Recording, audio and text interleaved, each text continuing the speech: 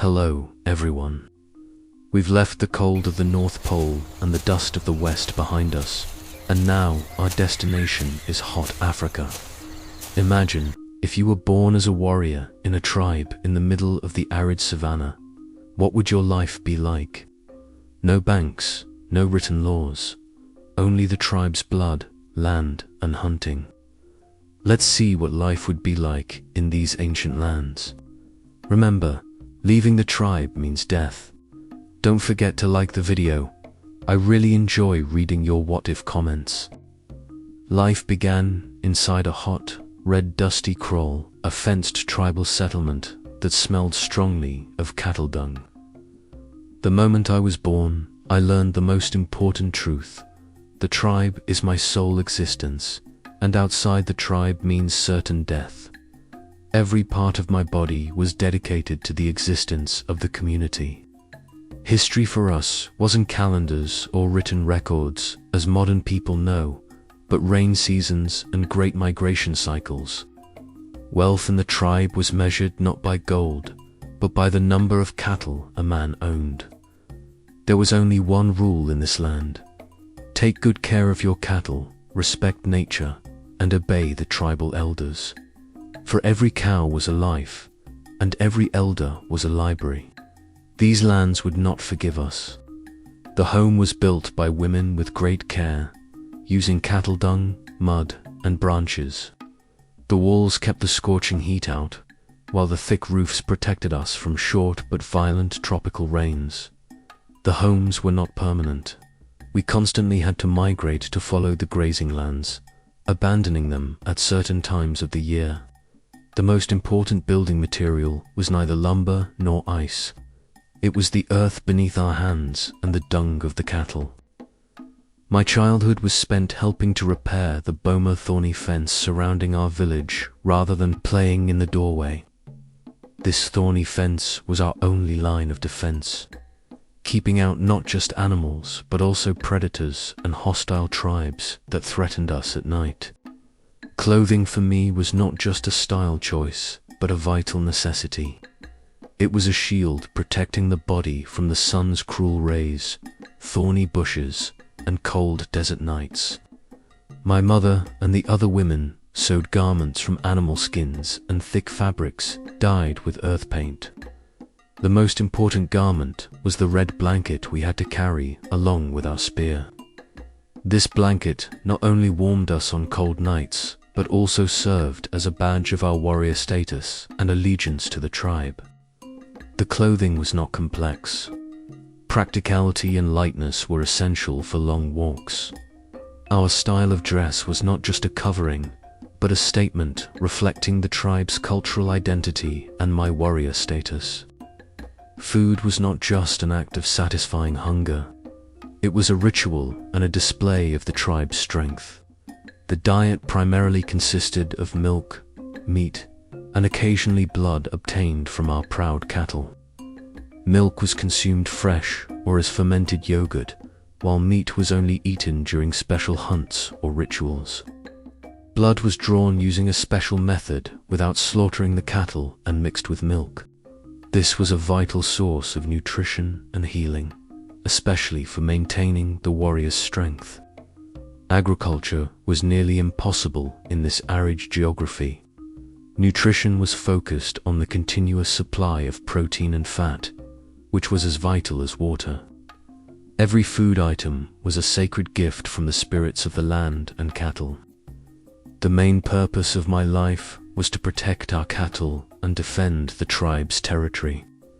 Our cattle were not just a food source, but also our currency, social status, symbol, and the means for inter-tribal agreements. Lion hunting and other forms of hunting were vital for the tribe's prestige and survival. As a warrior, my biggest test was to hunt a lion alone. This was the peak of the rite of passage from boyhood to adulthood for a young man. Failure in this legendary hunt was not just a personal shame, but jeopardized the tribe's reputation and left the community vulnerable. Courage was the most valuable virtue in the savannah. Transportation was done only on foot. Horses, rivers, and wheeled wagons were impractical in this geography. The tribe would walk across the savannas for days, sometimes weeks, following the cattle. Dog sleds or horse-drawn wagons were useless in this hot and rough terrain. My legs were my engine, my map. The ability to cover long distances was one of a warrior's most important qualities. Walking meant not just moving, but also reading every sound, every smell, and every animal track in the environment, deciphering the language of nature. These challenging walks strengthened me not only physically, but also mentally, and reminded us of our bond with the land. The weapon for me was not just a hunting tool, but an extension of the warrior's soul and the honor of the tribe. The spear was the most sacred item I always carried with me, having once been held by my father. The spearhead was made of steel or sharp stone, passed down from my father. The shield was made of cattle hide and bore the tribe's protective patterns. My skill in using my weapon was vital, not only for hunting, but also for defending my tribe against other groups and predatory animals. As a warrior, the honor of my spear was my honor, and maintaining my weapon meant maintaining my own life.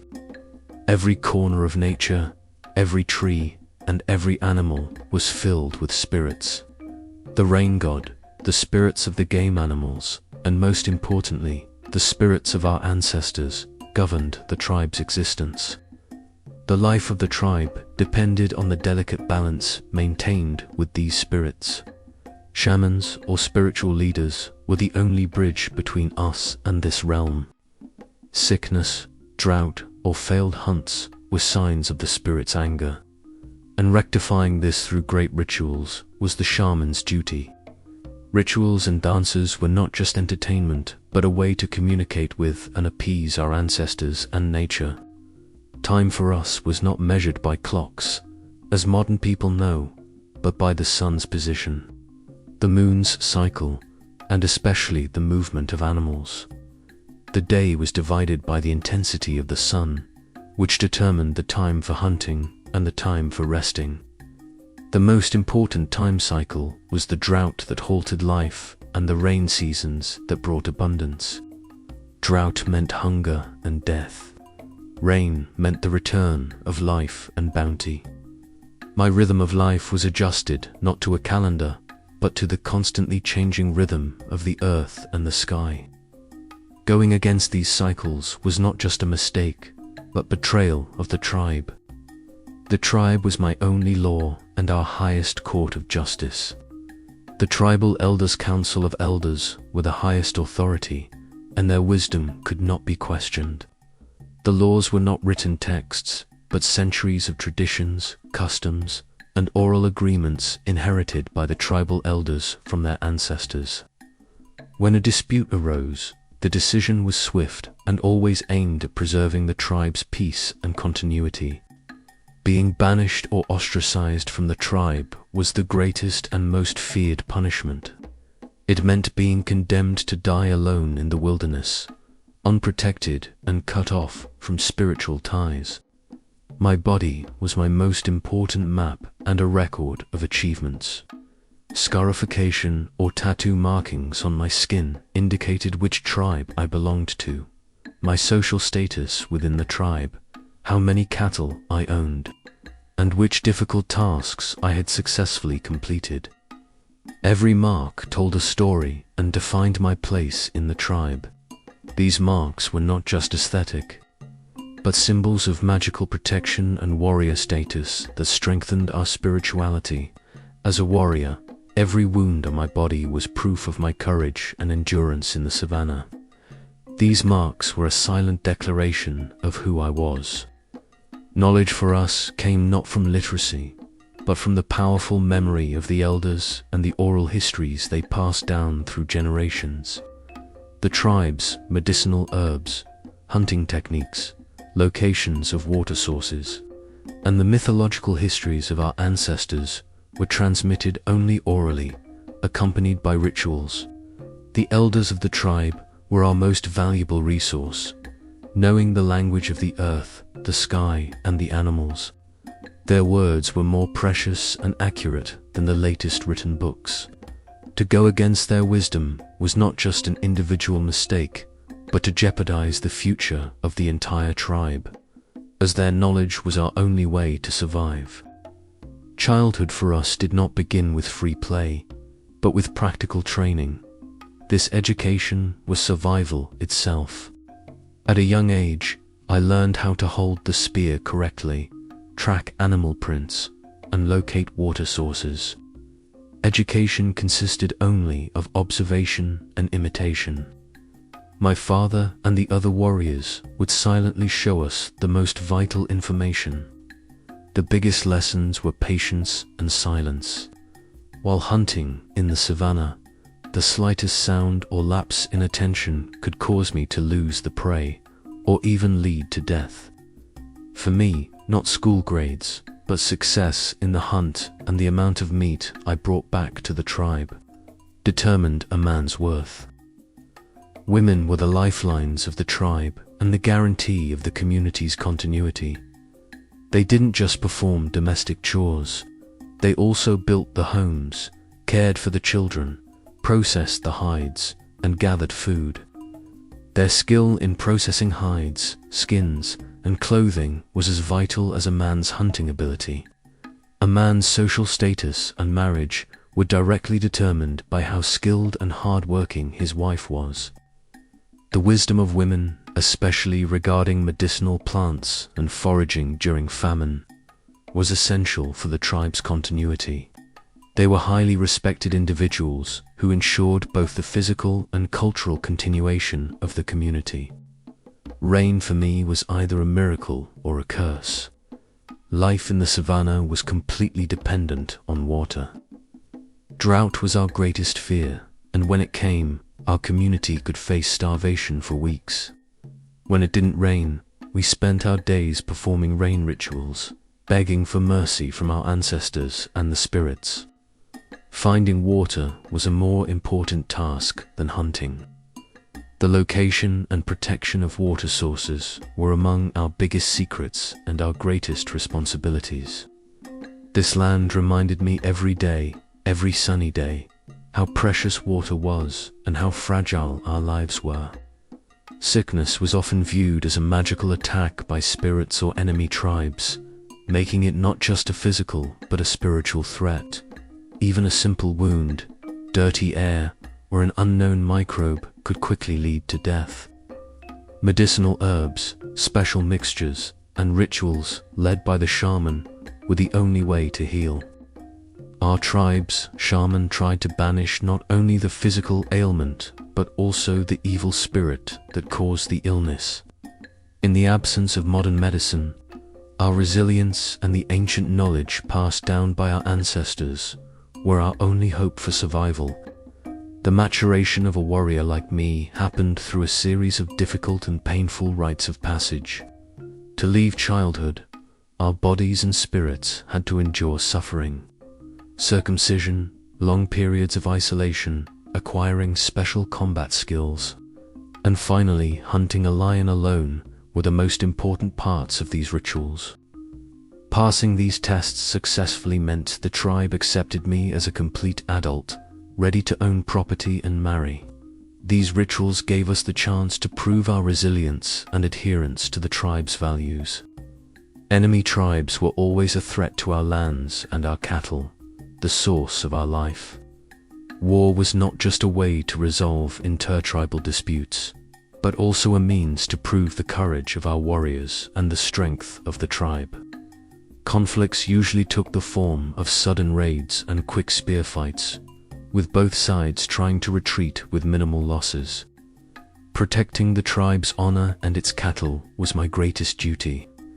The constant state of alarm against enemy tribes kept our warrior spirit and defense capabilities always sharp.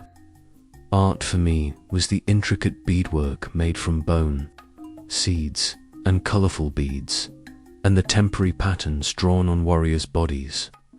These crafts were not just for visual beauty, but also a form of communication, indicating my social status and identity within the tribe.